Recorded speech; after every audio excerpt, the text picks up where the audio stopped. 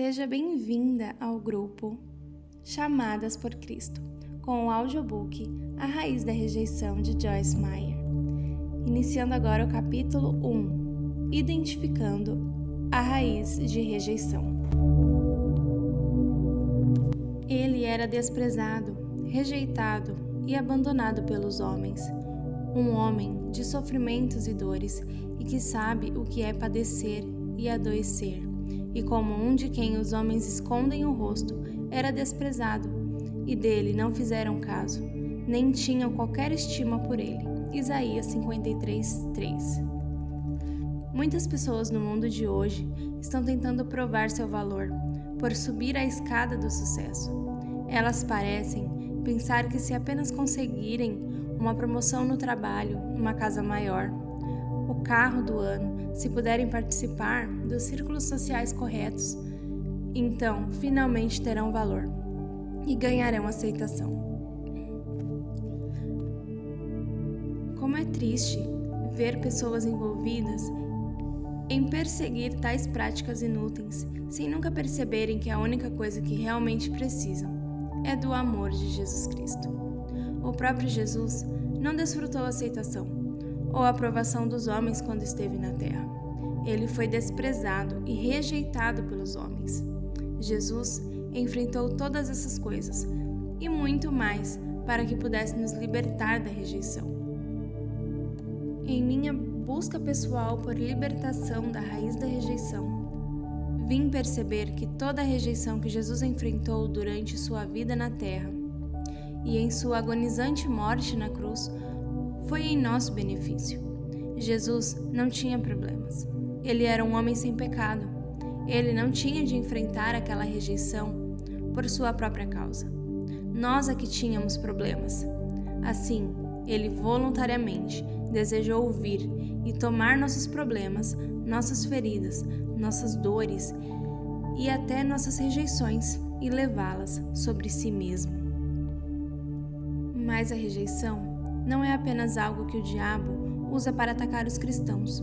Milhões de pessoas de todas as partes do mundo sofrem a dor da rejeição. É um segmento surpreendentemente grande que nossa sociedade tem experimentado vez ou outra. Há muitas causas de rejeição. Abuso, incluindo abuso físico, verbal, sexual e emocional. Conflitos no lar, adoção, abandono, infidelidade no casamento, divórcio, rejeição de colegas, etc. E isso traz muitas consequências. Neste livro, exploraremos tanto as causas quanto as consequências da rejeição. À medida que examinamos o que a Bíblia diz sobre vencer a rejeição por meio da obra consumada de Cristo na cruz, creio que muitos serão livres. Um curioso denominador comum.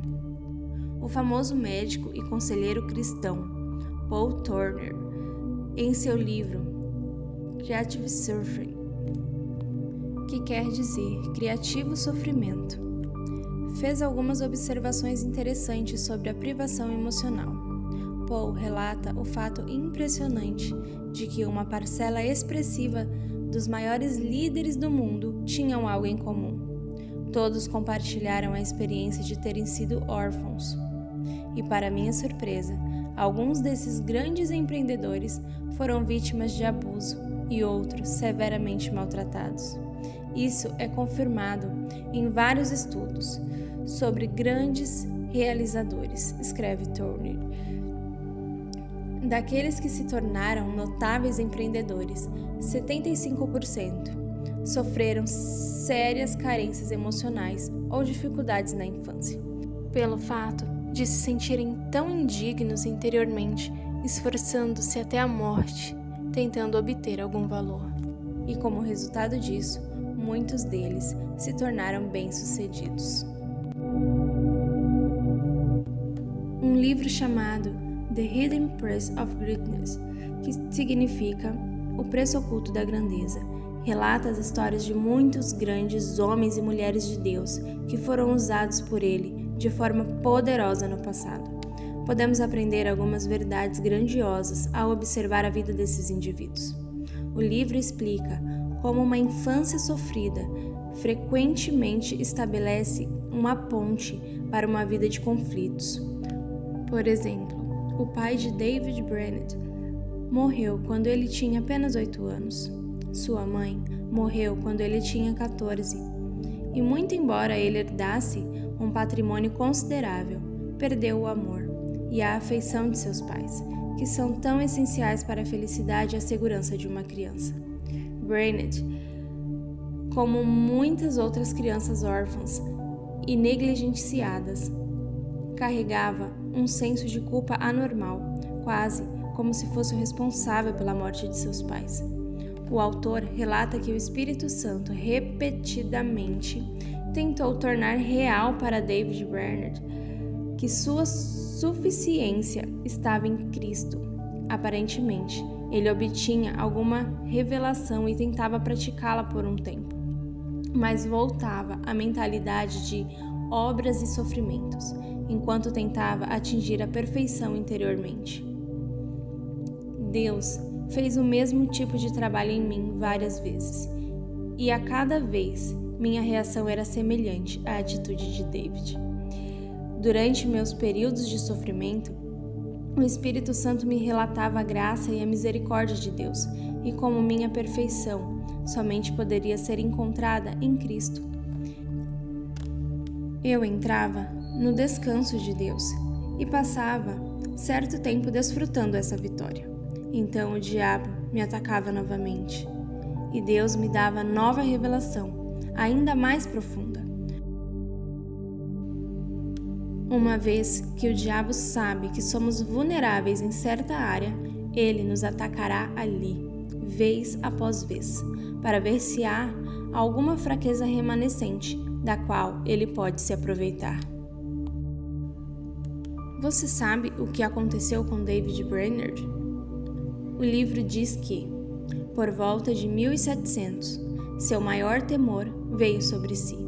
Como missionário, embora ele tivesse um ministério poderoso, ficou inválido, bastante doente para poder pregar, ensinar ou orar, e morreu aos 29 anos.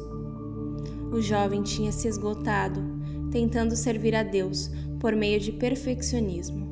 Ele literalmente desgastou-se, a ponto de tornar-se fisicamente doente e morrer simplesmente porque se sentia muito inseguro por causa da rejeição. Quantos David Brainerd existem no mundo de hoje que estão se desgastando ao tentarem ser dignos de algo, ao escalar a escada do sucesso? Temos disponível a única coisa de que verdadeiramente precisamos: o amor de Jesus Cristo. De fato, sua opinião a nosso respeito é a única que realmente conta. Quero que todos gostem de mim, mas descobri muito tempo atrás que tentar fazer as pessoas gostarem de mim é uma tarefa árdua. E sabe o que é mais interessante? Quando parei de me importar com o que os outros pensavam a meu respeito, pude ver que não havia tantas pessoas que realmente pensavam mal de mim. Percebi que o diabo colocava pessoas que não gostavam de mim por perto, na mesma proporção em que eu me importava com isso. Quando desisti de me preocupar, tais pessoas simplesmente desapareceram.